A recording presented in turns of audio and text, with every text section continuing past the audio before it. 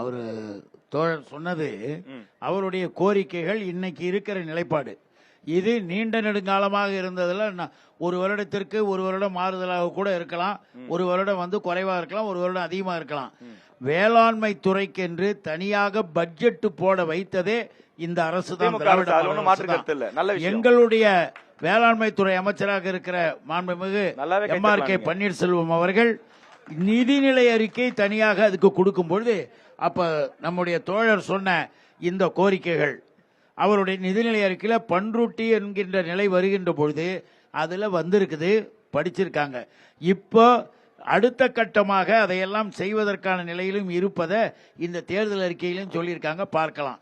ஆகவே நிச்சயமாக அது வர இருக்கின்ற திராவிட மாடல் ஆட்சியில் நிறைவேற்றப்படும். சரி, ஓகே, நன்றி. நாம் தமிழர் கட்சி, அந்த கேள்வி உங்களுக்கு புரிஞ்சிருக்கும்னு நினைக்கிறேன். அதுக்கு என்ன தீர்வு? பலா மற்றும் முந்திரி அதுக்கு எங்களுக்கு போதுமான உரிய விலை கிடைக்கல, நாங்க ரோட்ல கொட்டி வித்துட்டு இருக்கோம், எங்களுக்கு போதுமான சந்தை இல்ல, பாதுகாக்க கிடங்குகள் இல்ல, மதிப்பு கூட்டி விற்பதற்கு எங்களுக்கு பயிற்சிகள் வேணும், அதுக்கான வாய்ப்புகள் வேணும்னு கேக்குறாங்க. வேளாண் துறை அமைச்சர் இருக்கிற மாவட்டத்தில் தான் இந்த இழிநிலை என்பதை நாம் புரிந்து கொள்ள வேண்டும். 50 ஆண்டுகளில் இந்த இரு அரசுகளுடைய ஆட்சி முறைதான். 50 ஆண்டுகளில் இவர்களுடைய ஆட்சி முறையில் தான் இங்க ஒரு சிறு கிடங்குகள் இல்லாத, பாதுகாக்க பகுதிகள் இல்லாத, இது மட்டும் இல்ல, நம்ம இது சுருக்கிடக்கூடாது. முந்திரியோடைய விவசாயம், பல விவசாயம் சுருக்கிடக்கூடாது.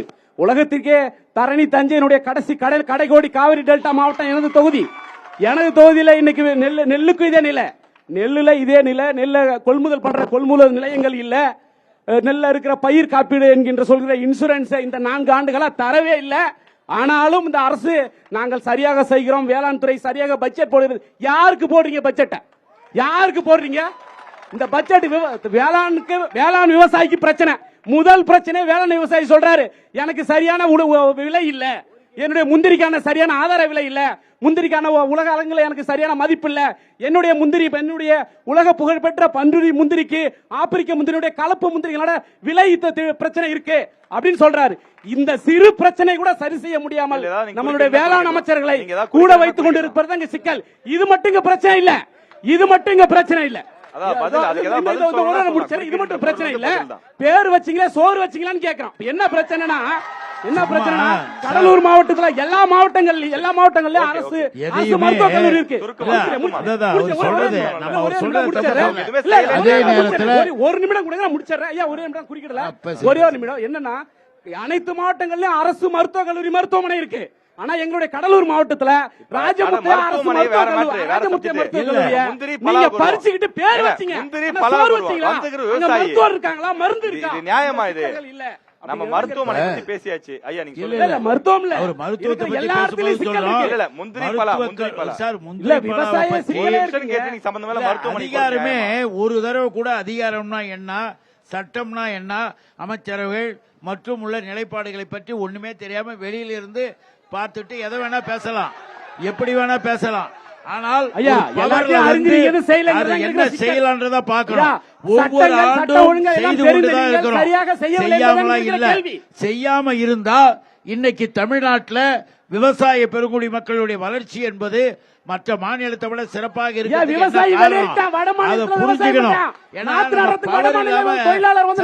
அதிகாரம் இல்லாமல் எப்படி வேணா கையில இருந்து வீசலாம். கையில பொருள் இருக்கும் போது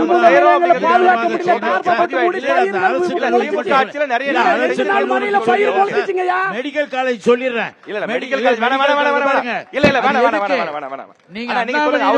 யார் சார் கவர்மெண்ட் சொன்னது? யார் சொன்னது? நாங்க ஆரம்பிக்கிறோம், அதை தடுத்தது யார்?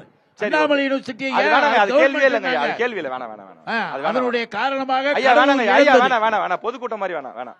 ஆனா உங்களுக்கு கேள்வி புரிஞ்சது இல்ல, நீங்க அதுக்கு என்ன தீர்வு வச்சிருக்கீங்க? தமிழக வெற்றி கழகம் தான் அடுத்த ஆட்சி அமைக்கணும்னு சொல்றீங்க.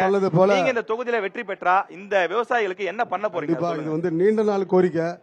இப்ப விவசாயி அவர்கள் சொன்னது போல இது நீண்ட நாள் கோரிக்கை. இந்த பண்ருட்டி விவசாயிகளுக்கு முந்திரிக்கும் அந்த பழம் வீணா போவதற்கு ஆதாய விலை கொடுக்கணும். அது மட்டும் இல்லாமல் அங்க அந்த முந்திரி மூலமா கிடைக்கிற பழச்சாறுகளுக்கு உண்டான அந்த தொழிற்சாலை அமைப்பதாக உத்தரவாதம் சொல்லி ஓட்டு வாங்கி பல பேர் இன்று காணாமல் போய்விட்டார்கள். ஆனால் தமிழக வெற்றி கழகத்தினுடைய ஆட்சி வந்த பிறகு இந்த முந்திரி வியாபாரியாக இருந்தாலும் சரி, விவசாய பிரச்சனை இருந்தாலும் சரி, அங்கே தொழிற்சாலை அமைக்கப்பட்டு அந்த விவசாயிகளுக்கு முழுமையான பாதுகாப்பு கொடுத்த ஆதாய விலை கொடுக்கப்படும் என்பதை இந்த நேரத்தில் நான் குறிப்பிட கடமைப்பட்டுள்ளேன். ஓகேண்ணா.